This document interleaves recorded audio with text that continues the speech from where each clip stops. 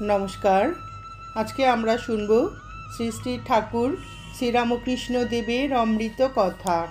ঠাকুরের কথা শুনব শ্রী শ্রী ঠাকুরের গৃহীভক্ত বৈকুণ্ঠনাথ সান্যালের স্মৃতিতে। আজকে দ্বিতীয় পর্ব। তিনি বলছেন, ঠাকুরের সমাধি ছিল এক অদ্ভুত ব্যাপার। ভগবত কথা প্রসঙ্গে মুহুর্মুহু আত্মহারা হয়ে যেতেন। বাহ্য জগৎ থেকে সমস্ত মন গুটিয়ে যেন ভেতরে ঢুকে যেত। বাহ্য জ্ঞান কিছুমাত্র থাকতো না। ঠাকুরের শরীর তখন চিত্রপুত্তলিকার মতো স্থির হয়ে থাকতো। তার কোনো কার্যই থাকতো না। এমনকি অনেক সময়ে নিঃশ্বাস প্রশ্বাস, নাড়ির গতি ও হৃদয়ের আঘাতও বন্ধ হয়ে যেত। কোনো বিষয়ে সম্পূর্ণ তন্ময় হলেই ঐরূপ গভীর সমাধির লক্ষণ দেখা দিত। ঐরূপ সমাধি অবস্থায় একদিন একটা জ্বলন্ত গুলের ওপরে পড়ে যান। চামড়া পুড়ে গুলের খানিকটা শরীরের ভেতরে ঢুকে গিয়েছিল, তবুও তিনি টের পান নাই। শেষে ডাক্তার ডাকিয়া সেটা বার করে ওষুধ দিতে হয়েছিল। সেই পোড়া দাগটা তার পিঠের ডান দিকে বরাবর ছিল, যাকে দেখলেই মন আপনা হতেই গলে যেত। আর যার কৃপায় কত পাষণ্ডকে ভক্তিমান হতে দেখেছি, তাতে যে ভক্তি কত দূর বা কিভাবে খেলতো সে সম্বন্ধে আমি আর কি বলতে পারি। তবে বৈষ্ণব শাস্ত্রে অশ্রু, কম্প, পুলক ইত্যাদি ভক্তির যেসব মহাভাবের লক্ষণ পড়া যায়, শ্রীরামকৃষ্ণ দেবেতে সেই সব লক্ষণই প্রতিনিয়তই দেখা যেত। আমি অজ্ঞানী, জ্ঞানের ধার ধারি না। তখন আত্মারাম ভগবান রামকৃষ্ণের জ্ঞানের কিঞ্চি মাত্রও পরিমাণ কেমন করে করব। অবশ্য আমার মতন চার করার জ্ঞান তার ছিল না।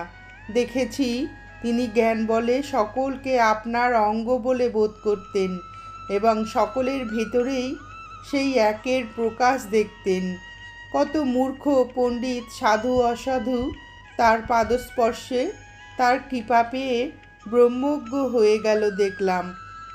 ইহাতেই বুঝে লও। একদিন সাহস করে প্রভুকে জিজ্ঞাসা করলাম, মহাশয়, তপস্যা বা সাধনা কি, এবং আপনি তপস্যা বা সাধনা কেনই বা এত করলেন? হাসতে হাসতে ঠাকুর বললেন, কোনো উদ্দেশ্য বা অভীষ্ট বিশেষ লাভ করবার জন্য মনের যে একান্ত চেষ্টা, তাকেই তপস্যা বা সাধন বলে। এতে তখন শরীর বা ভোগ বিলাসের দিকে মোটে নজর থাকে না। যেমন একজন ছিপ ফেলে মাছ ধরছে, ফাতনায় মাছ লেগেছে, কিন্তু এদিকে ঝুপঝুপ করে বৃষ্টি হচ্ছে। আবার একজন লোক কি জিজ্ঞাসা করছে, কিছুতেই তার মন নেই। যখন মাছটি গাঁথা হলো, তখন ছাতাটি খুলে মাথায় দিলে আর লোককেও জবাব দিলে। তপস্যা সাধন বিনা কারো ব্রহ্ম লাভ হয় না। সামান্য টাকা আনবার বিদ্যার একটা পাশ করতে গেলে কত চেষ্টা, তপস্যা চাই। দিন রাত পড়তে হয়, খাওয়া দাওয়ার ভ্রুক্ষেপ থাকে না, তবে হয়। তা ব্রহ্মবিদ্যা বা ঈশ্বর লাভ করতে হলে মনে কত গুণ বেশি চেষ্টার দরকার। ইহাতেই বোঝো, তপস্যাই হচ্ছে সকল বলের মূল। বলং বলং তপোবলং। এমন যে ভগবান, শাস্ত্র বলে তিনিও সৃষ্টি স্থিতি লয় করবার জন্য অনাদিকাল হতে নারায়ণ ঋষি হয়ে তপস্যা করছেন। তা আমাদের কথা আর কি। আমার ওপর দিয়ে 12 বছর ব্যাপী একটা তপস্যার যেন ঝড় বয়ে গেছে। শীত, বর্ষা, তাত সব গায়ের উপর দিয়ে গেছে। ঢেলা জমিতে এক জায়গায় বসে থাকতুম, হুঁশ থাকতো না, চোখের পলক পড়তো না, বিভোর হয়ে থাকতুম। পিঠে রুল, পিঠে একটু চৈতন্য করে খাওয়াতো, আবার খেতে খেতেই অঘোর। কখনো কখনো তাকে পেয়ে খুব হাসি, আবার কখনো বা অদর্শনে খুব কান্না। শুনেছি লোক দাঁড়িয়ে যেত তামাশা দেখবার জন্য, আবার কখনো বা সংজ্ঞাহীন হয়ে কাঠ মেরে যেতুম। ধ্যান করতুম, জড় জিনিস মনে করে মাথায় পাখি এসে বসত শুনেছি। জগৎ টগৎ এসব কিছুই খেয়াল ছিল না। প্রথমে তিনি উপাস্য, আমি উপাসক, এইভাবে ধ্যান করতুম। তারপরে সব এক রস হয়ে গেল। আমি তিনি, তিনিই আমি, এই ভাব এসে গেল। শাস্ত্রে বলে এইভাবে 21 দিন থাকলে শরীর ছেড়ে যায়, কিন্তু ওই যে মেরে মেরে মাঝে মাঝে খাওয়াতো, তাই শরীরটা রয়ে গেল। প্রায় 6 মাস পরে ওই ভাবটা চলে গেল। তারপর সাধ হলো, মা তোকে নানাভাবে উপাসনা করব। শুনলাম হনুমানের ঠিক ঠিক দাস্য ভাব ছিল, তাই তিনি শ্রীরামচন্দ্রকে পেয়েছিলেন। আমিও শ্রীরামচন্দ্রের দর্শন পাবো বলে কিছুদিন ওইভাবে রইলাম। সীতারাম দেখলাম, গোপীভাবে সাধনা করে রাধার শ্যাম পেলাম। বালকভাবে মা মা করে জগন্মাতা আদ্যাশক্তি মা কালীকে দেখলাম।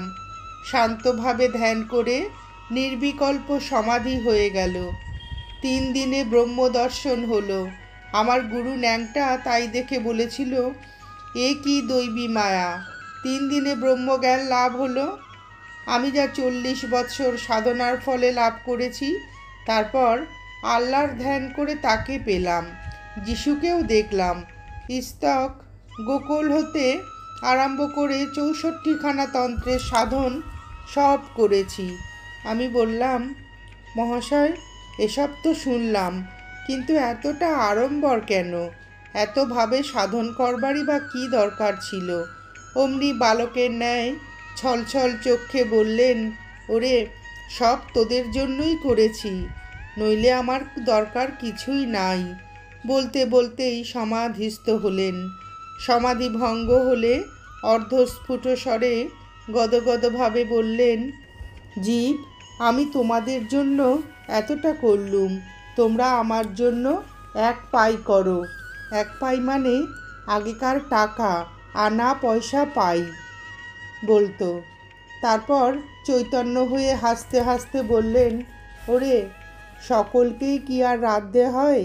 গিন্নি তো রেঁধে রেখেছে, বাড়া ভাত, বিশ্বাস কর, খা আর আনন্দ কর।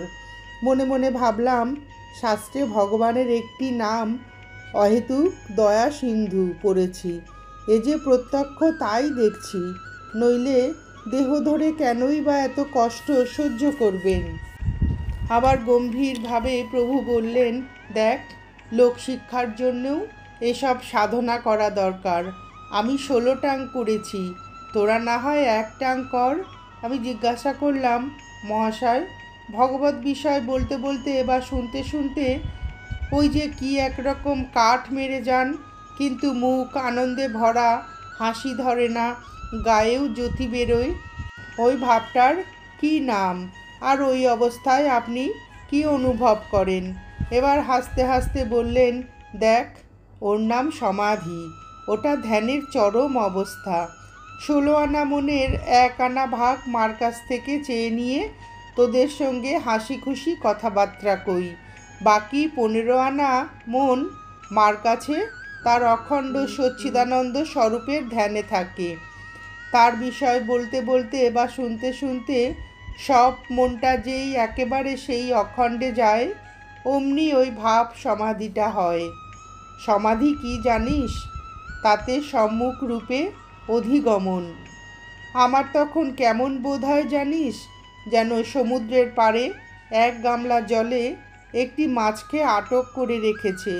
দৈবাত গামলা ভেঙে গেলে মাছ আবার যেমন অগাধ সমুদ্রে পড়ে আনন্দে খেলিয়া বেড়ায়, তেমনি সমাধি অবস্থায় আমার মনরূপ মাছ ওই দেহরূপ গামলা হতে লাফিয়ে সেই অখণ্ড সচ্চিদানন্দ সাগরে ডুবে যায়। তাই শরীরের ওইরূপ ভাব হয়, অর্থাৎ দেহের কোনো বোধ থাকে না, ও আত্মা সহস্রারে পরমাত্মাতে মিলে গিয়ে অপার আনন্দ অনুভব করে। তাই তো মুখে ঈশ্বরীয় আনন্দ ও শরীরে জ্যোতি বিকাশ হয়। এই আমি তখন শিব কেবল অহং হয়ে যায়, যাকে দর্শন মাত্রেই আনন্দে বিভোর হয়ে আত্মহারা হতাম, সেই ভগবান রামকৃষ্ণের শক্তির বিষয় বর্ণন করতে যাওয়া আমার পক্ষে পাগলামি মাত্র। তবে তাকে দর্শন করতে গিয়ে প্রতিনিয়ত যে সকল শক্তির বিকাশ অনুভব করতাম তারই দু চারটি কথা বলবো। সপ্তাহ বা পক্ষাবধি ভেবে ভেবে যে সকল যুক্তি তর্ক বা সংশয়গুলি মনে করে রাখতাম, গিয়ে দেখি যে প্রভু হয়তো কোনো একটি ছেলের সঙ্গে সেই যুক্তি তর্ক ও সংশয়গুলি তুলে তার মীমাংসা করছেন। কোনো ভক্ত একটি থালে গুটিকতক মিষ্টান্ন রেখে তার মধ্যে 4টি প্রভুর জন্য নিবেদন করে রেখেছেন এবং বাকিগুলো অপরের জন্য রেখেছেন। প্রভু নিজগুলো গ্রহণ করে বাকিগুলো তাকে প্রত্যর্পণ করলেন। ইচ্ছা, আশীর্বাদ বা স্পর্শ মাত্রেই মহাপাষণ্ড নাস্তিককেও ভক্তিতে গদগদ হতে দেখেছি। তিনি কৃপা করে ঐরূপ স্পর্শ করা মাত্র শরীর ও মনে এক অপূর্ব আনন্দের উদয় হতো এবং ইহা কখনো 3-4 দিনও স্থায়ী হতো। শ্রী শ্রী ঠাকুরের ওই ভাব কথায় বোঝাবার নয়। যে ভাগ্যবান দেখেছেন বা পেয়েছেন তিনিই জানেন। আর একদিন আমি খিদেই বড় কাতর। প্রভু যেন জানতে পেরে তাড়াতাড়ি করে 2টি সন্দেশ তাক হতে নিলেন। আমি ভাবলাম বুঝি আমার খিদে পেয়েছে জেনে আমাকে দেবেন। কাজে করলেন উল্টো। প্রভু ওই 2টি নিজে খেয়ে আমাকে দিয়ে 1 গ্লাস জল ঢালিয়ে নিয়ে খেয়ে হেউ হেউ করে ঢেকুর তুলতে লাগলেন আর বললেন, বাপ বাঁচলাম, শান্তি হলো। কিন্তু আশ্চর্যের কথা কি বলবো, তার তৃপ্তিতে আমার ক্ষুধা তৃষ্ণা সব শান্তি হয়ে গেল। মহাভারতে পড়েছিলাম যে ভগবান শ্রীকৃষ্ণ দ্রৌপদীর রন্ধন পাত্র হতে একটু শাক কণা খেয়ে সশিষ্য মহর্ষি দুর্বাসার ক্ষুধা নিবারণ করেছিলেন। আজ প্রত্যক্ষ শ্রীরামকৃষ্ণের সেই অদ্ভুত ব্যাপার দেখলাম। আমরা যেমন চিঠি ছাপিয়ে লোক ডেকে মিটিং করি, তাইতে নিজ নিজ মত গলাবাজি করে লেকচার করি। ভগবান শ্রীরামকৃষ্ণদেব তা করতেন না। তিনি বলতেন, মা, যদি এই শরীর দিয়ে তোর কাজ করাবার জন্য আমাকে রেখেছিস, তখন তুই মা নিজে থেকে লোক টেনে আন, আর এই খোলের ভেতর দিয়ে তোর যা বলবার ইচ্ছা তাই বলা। বলতেন, কামিনী আর কাঞ্চন এই 2টি জিনিস জগৎকে একেবারে মুগ্ধ করে রেখেছে। এই দুটোই ভগবান লাভের পথের কণ্ঠক। তাই আমি এ 2টিকেই বহু আয়াসে কাক বৃষ্টাবৎ ত্যাগ করেছি। কিন্তু এর ভেতরে একটি মজা আছে। যদি কামিনীকে সদা মাতৃভাবে দেখতে পারো, তাহলে ওই কামিনী তোমার সাধন পথের বাধা না হয়ে বরং সহায়তা করবে। তাই আমি জগতের সমস্ত স্ত্রী জাতিকে সেই জগৎ জননী আদ্যাশক্তির অংশ বলে দেখি।